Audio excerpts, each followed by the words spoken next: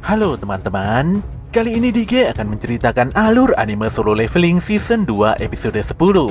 DG menyarankan agar kalian menyempatkan diri untuk nonton anime ini secara langsung karena dijamin kalian pasti puas dan tentu saja memiliki pengalaman nonton tersendiri.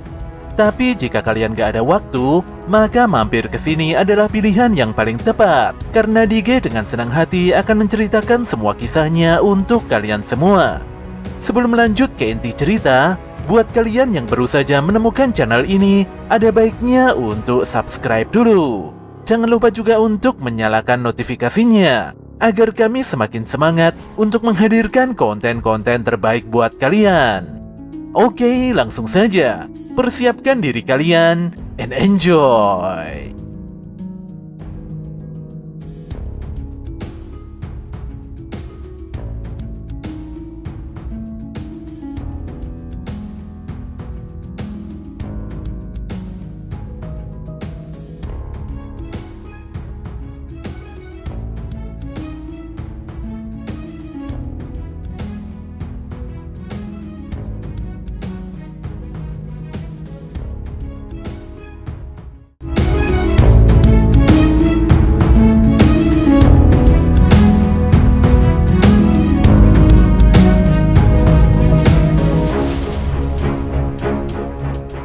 Tidak berselang lama, pertarungan Hunter Rank S antar negara itu pun dimulai. Ma Dongwook melepaskan kekuatan sihirnya hingga seluruh tubuhnya membesar. Dia lantas menantang Kenzo hanya demi menegaskan siapakah yang lebih kuat. Keduanya pun beradu pukulan dan bertarung dengan beringas. Sementara itu Lim Taegyu harus berlari dan menjauhi Hoshino karena dia merupakan hunter dengan spesialisasi serangan jarak jauh. Walau kerusakan yang terjadi lumayan parah, untungnya ruangan latihan ini telah diperkuat dengan batu sihir tingkat tinggi. Baek sadar betul bahwa saat ini dia tengah menghadapi hunter terkuat di antara hunter rank S lainnya. Dia pun melepaskan kekuatannya untuk segera menyudahi pertarungan ini.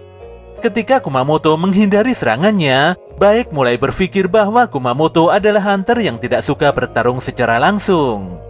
Tapi yang sebenarnya Kumamoto adalah penakut yang pesimistis dan dia sama sekali tidak menyukai kondisi pertarungan seperti ini. Namun demikian Baek jadi semakin serius dalam mengerahkan seluruh kemampuannya. Tidak berselang lama Kenzo berhasil mengalahkan Dongwook dengan cara membantingnya ke lantai. Taegyu juga terpojok dan ditumbangkan oleh Hoshino. Sementara itu Kumamoto masih saja menghindari seluruh serangan Baek. Baek pun merasa diremehkan ketika Kenzo dan Hoshino datang mengeroyoknya. Dengan gerakan yang lincah, Chahain bisa mengalahkan Kanae. Dia pun segera bergegas untuk membantu Baek. Namun secara refleks gadis itu memukul Kumamoto yang hendak menyerangnya dari belakang. Serangan itu sontak membuat Kumamoto mimisan dan naik pitam. Para hunter rank S Jepang mulai khawatir jika Kumamoto mengamuk dan sulit dikendalikan. Chahain pun dibuat kaget saat melihat pola serangan Kumamoto yang sangat cepat. Saat gadis itu semakin terdesak, untungnya Sung Jinwo segera menghentikan serangan Kumamoto. Jinwo pun meminta maaf karena sudah mengganggu jalannya pertarungan. Hal ini dilakukannya karena dia merasa kalau Kumamoto mulai kelewatan dalam bertarung. Jinwo lantas mengunci Kumamoto karena lelaki itu berusaha menyerangnya. Kejadian ini pun membuat hunter rank S Jepang agak terkesima. Goto Ryuji sendiri menyoroti Jinwo. Lelaki itu mulai tidak percaya kalau Jinwo adalah hunter tipe mage. Jinwo lantas menegaskan pada Chahain bahwa hunter Jepang memang lebih unggul. Ditambah lagi Pak Baek juga tumbang dan sudah mencapai batasnya. Walau bertarung dengan sangat serius, nampaknya agak mustahil bagi tim Korea untuk memenangkan duel ini. Hanekawa pun mendatangi Jinwo. Gadis itu menyampaikan bahwa Pak Goto ingin sekali mengajak Jinwo latihan sparring.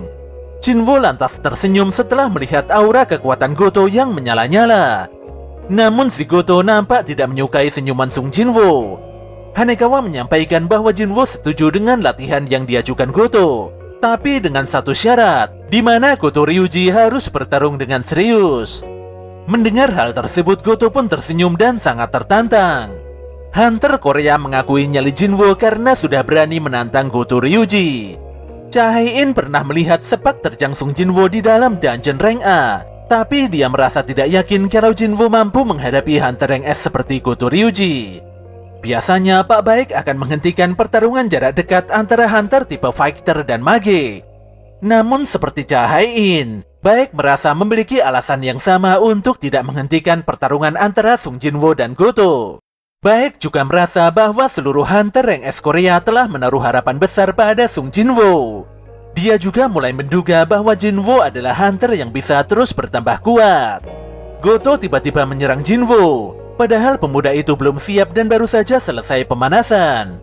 Namun demikian, Jinwoo mampu menghindari serangan kejutan tersebut hingga membuat Goto agak kesal.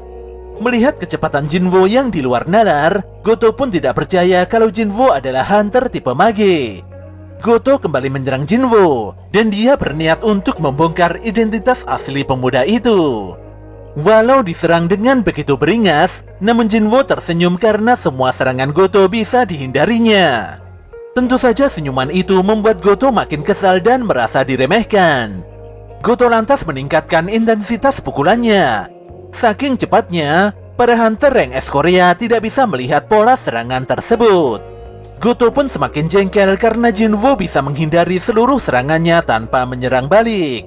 Di sini dia berubah pikiran dan ingin sekali menghabisi Sung Jinwoo. Dia lantas melesatkan serangan ultinya hingga menggores pipi kiri Jinwoo. Tapi di serangan selanjutnya, Jinwoo bisa menghentikan Goto dengan menggenggam erat tangannya. Jika lengah sedikit saja, mungkin Sung Jinwoo sudah kehilangan satu matanya. Baik Goto ataupun Jinwoo sepertinya tidak ingin pertarungan ini berakhir begitu saja. Keduanya pun mundur dan mengambil jarak sembari mengeluarkan aura sihir penetrasinya. Situasi ini membuat hunter Jepang begitu kaget. Mereka menyadari bahwa Goto mulai serius dalam menghadapi Jinwoo. Situasi yang sama juga dirasakan oleh hunter Korea. Jika duel ini tidak segera dihentikan, bisa-bisa Jinwoo ataupun Goto berakhir dalam keadaan cedera parah.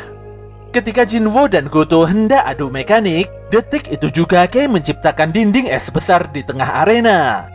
Baik Yunho dan Cha Hae-in segera menghentikan Jinwoo, sementara Goto Ryuji ditahan oleh Kenzo dan Hoshino. Pertarungan pun akhirnya berhenti demi menghindari hal-hal yang tidak diinginkan. Jinwoo tidak menyangka kalau dirinya ikut terpancing. Namun berkat itu dia bisa mengetahui kemampuan semua orang. Selain itu dia juga menempelkan beberapa prajurit bayangannya pada orang-orang di tempat ini. Beberapa saat kemudian, Jinwoo menemui Pak Gunhye untuk membahas raid Pulau Jeju. Disinilah diketahui bahwa Jinwoo memutuskan untuk tidak mengikuti raid tersebut. Keputusan ini pun membuat beberapa pihak agak kebingungan. Selain Sung Jinwoo, sepertinya Min Byung-gu juga tidak ikut berpartisipasi. Namun yang lebih penting dari itu semua, saat ini ada 15 hunter rank F yang akan menjalankan raid. Choi Jong-in dan Baek Yunho begitu yakin kalau raid kali ini bisa mereka menangkan dengan sangat telak. Saat ini Sung Jinwoo terlihat baru pulang ke rumahnya. Dia pun sangat senang melihat senyuman ibunya yang menenangkan jiwa. Sang ibu dan adiknya masih membutuhkan Jinwoo. Oleh karena itulah dia tidak akan pergi ke Pulau Jeju. Di sisi lain, para semut nampak melakukan tindakan kanibalisme karena kekurangan bahan makanan. Ratu Semut tidak bisa membiarkan hal ini berlangsung begitu saja, dan mereka semuanya seharusnya segera pergi meninggalkan pulau ini. Tapi sebelum itu, Ratu Semut memerlukan anak buah yang tangguh. Sosok terbaik yang mampu memimpin kerajaan, serta lebih powerful dari siapapun. Disinilah diperlihatkan sebuah telur yang ukurannya jauh lebih besar dari telur lainnya. Seekor monster di dalamnya menetas dengan kulit berwarna merah seperti semut pada umumnya. Namun sedetik kemudian, kulit makhluk itu berubah hitam legam dan dia bisa berdiri dengan dua kaki layaknya manusia. Monster yang barusan terlahir itu sontak berteriak dan meledakkan kekuatan sihirnya yang begitu dahsyat. Di sisi lain, Lee Jo-hee menonton siaran TV yang mengabarkan tentang raid keempat Pulau Jeju. Setelah berpikir beberapa saat, gadis itu pun tergerak dan segera menghubungi asosiasi Hunter guna mengajukan diri sebagai bagian dari regu pertahanan. Sore itu juga Jo-hee pergi menemui Pak Song Jiul demi mempersiapkan raid bersama-sama besok. Di hari berikutnya, kapal angkatan laut mulai mendekati dan mengepung Pulau Jeju. Di barisan pertahanan, Park Jung-cho dan Jung Yeon-tae nampak menempati posisi. Ma Dong-wook juga menyiagakan anak buahnya. Sementara Lim Tae-gyu agak kebingungan karena Lee Min-sung ditempatkan di garda depan. Dikarenakan sangat khawatir, Tae-gyu pun meminta timnya untuk segera menggeser Min-sung ke garis belakang. Di samping itu, Son Ki-hun dan timnya juga siap bersiaga di atas kapal. Park Hae-jin terlihat begitu tegang. Namun Song Ji-ul dan Lee Jo-hee lebih siap bertarung di depan kantor asosiasi Hunter. Pak Baek pun terlihat kaget sekaligus lega setelah melihat Min Byung-gu yang tiba-tiba datang dan bergabung ke dalam raid. Byung-gu menyadari kalau Baek akan bertindak sembrono. Jadi dia hadir untuk melindungi sahabatnya itu dan berjuang bersama-sama. Di dalam helikopter, seorang reporter menyampaikan bahwa raid ini akan disiarkan secara live di TV. Supaya tidak ada kesalahan, maka siaran akan ditayangkan 10 menit lebih lambat dari aslinya. Ma Dong-wook agak khawatir dengan keselamatan Pak Reporter, apalagi bisa jadi kalau raid ini merupakan perang yang sangat sengit. Namun reporter itu menenangkan Dong-wook sembari menunjukkan pedangnya. Walau terlihat biasa saja, lelaki itu mengungkapkan kalau dia sebenarnya adalah Hunter Rank A dan dia sudah terbiasa syuting di tempat-tempat berbahaya. Ketika persiapan rampung dan seluruh unit penyerang sudah diberangkatkan, saat ini juga Pak Gun-hee menyatakan bahwa raid keempat Pulau Jeju dimulai. Hunter Jepang pun menepati posisinya masing-masing. Di bawah perintah Kuto Ryuji, Hunter Jepang mulai melepaskan aura kekuatan sihir besarnya untuk memancing para monster.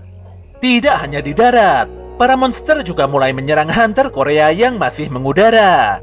Pak Jong-in pun meminta pilot untuk membuka palga. Dia lantas melepaskan sihir api besarnya untuk menghentikan para monster. Ketika para monster kembali menyerang, Jong-in langsung meledakkan api dahsyatnya hingga menghancurkan daratan. Para Hunter Jepang hanya memiliki waktu 1 jam saja untuk mengalihkan perhatian para monster. Jadi Hunter Korea harus bisa mengalahkan Ratu Semut sebelum waktu itu habis.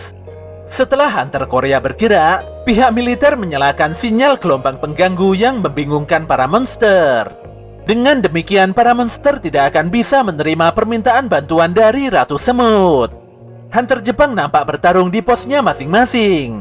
Sementara Hunter Korea segera bergerak cepat menuju persembunyian Ratu Semut. Mereka pun menemukan sebuah ruangan dengan telur yang begitu banyak.